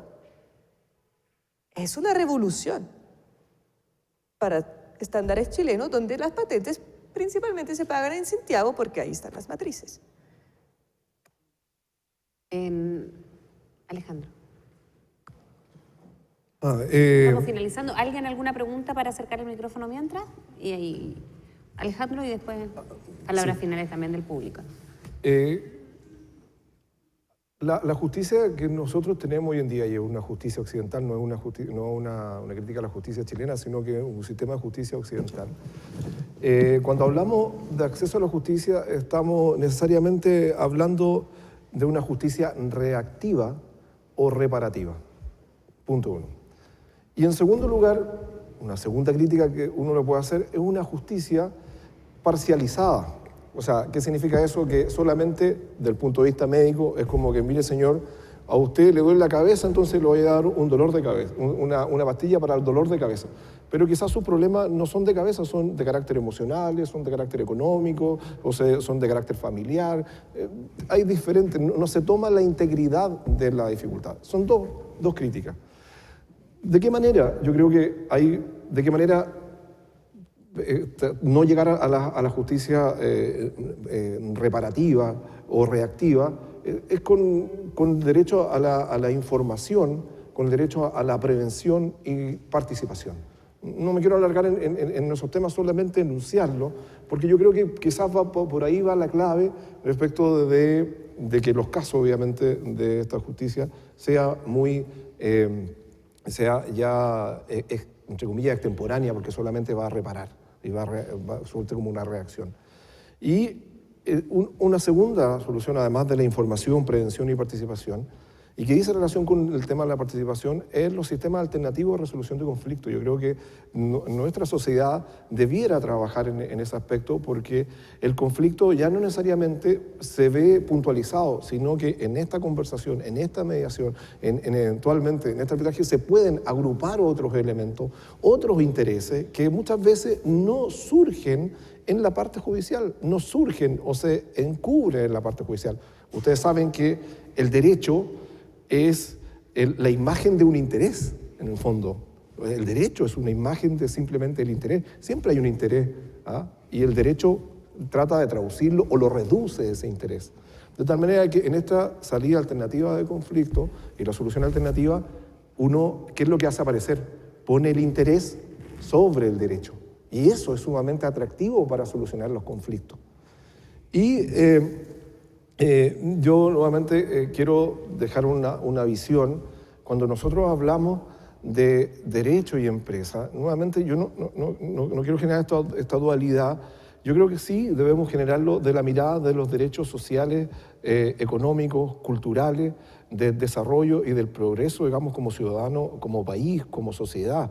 Y eso, digamos, abarca todos los derechos esenciales. Si el empresario ve eso y el ciudadano defiende esos derechos, en el fondo vamos a tener otra visión cultural y vamos a tener otro nivel de información y vamos a tener otro espíritu al momento de ir a negociar o al momento de ir a litigar, en el fondo, que es lo que resuelve.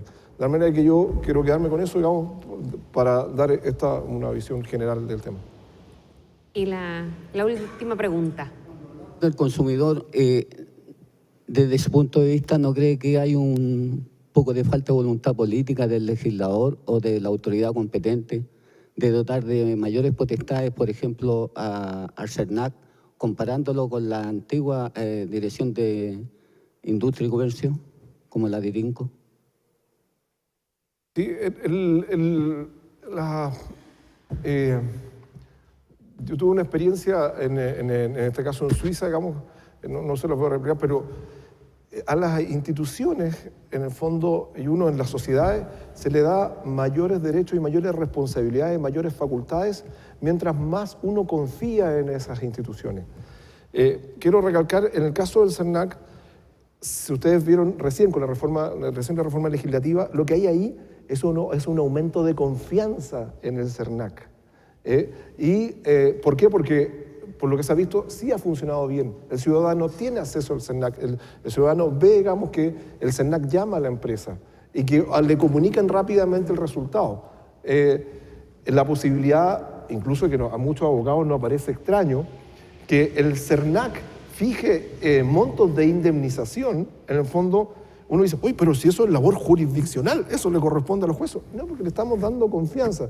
Y les comento esto porque también yo casi quedé muy impresionado cuando fuimos a Solothurn, en Suiza, que es un cantón de Suiza, donde, voy a decir algo que quizás a muchos les va a espantar, el Ministerio Público, aquí como la Fiscalía, aplicaba sanciones. Entonces yo como abogado y dije, pero ¿cómo eso es inconstitucional? Digamos, porque en el fondo eso es una labor jurisdiccional. Y la respuesta fue la que le estoy dando. Hemos aumentado la confianza en la institución. Y claro, y si él tiene algún reclamo, bueno, vaya a los tribunales y el tribunal en definitiva resolverá el conflicto. Pero en muchas ocasiones esa indemnización era aceptada y era pagada. En el fondo esa multa en Suiza era pagada y se acababa ahí el conflicto porque él también aceptaba esa imposición de multa. Aquí yo espero que también por el nivel de confianza que como ciudadanos y como instituciones nosotros tenemos en el CERNAC, en el fondo el conflicto se zanje ahí, quizás con esa decisión. Yo creo que vamos en este aspecto, por lo menos en el CERNAC, atendido a estos conflictos, bien encaminados. ¿Quiere agregar algo, Judith? Y vamos. Y simplemente retomar una cosa que Alejandro dijo antes, que no podemos pensar solamente en la regulación sectorial o incluso del consumidor. La comercial o corporativa es fundamental en esto. Si tengo mercados donde la regulación del monopolio no funciona, el consumidor nunca tendrá chance. No tiene otra opción. En el mercado del agua, que nosotros estudiamos para este informe anual sobre derechos humanos este año, las empresas estatales y privadas sanitarias, son mercados monopólicos. Yo tendría que cambiar de casa para cambiar de empresa de agua. Entonces, allí el Estado tiene que estar de manera distinta, regulando, tiene que estar de manera distinta, por ejemplo, tipificando la colusión, etcétera, etcétera, porque no es suficiente la herramienta que tiene el consumidor. Entonces, necesito regulación de otras partes para poder efectivamente gozar de mis derechos. Y en ese sentido, yo creo que la mirada digamos, panorámica es muy, muy importante. Y en ese sentido, el estudio que hicimos, esperamos que cuando cumpla 5 o 10 años alguien pueda repetir el estudio línea base. Por algo se hizo con un método de estudio línea base, para poder repetirlo y con los mismos estándares metodológicos, repetirlo y preguntar en qué avanzamos, en qué retrocedimos, pero tomamos la mirada panorámica. Muchas gracias, Judith, Alejandro, Anthony, muchas gracias a los tres. Un aplauso para nuestros expositores, también a ustedes. Gracias por las preguntas. Bueno, y así ponemos fin a este seminario. Queremos invitarlo a un coffee break, que ayer no invité, pero todos se encontraron en el primer piso con un café, galletas, frutas. Y todos los contenidos fueron transmitidos a través de streaming, a través del canal judicial www.poderjudicialtv.cl, y además van a ser subidos a YouTube, a la plataforma de YouTube, por si quieren revisarlo posteriormente. Así que le agradecemos su paciencia y que tengan muy buenas tardes.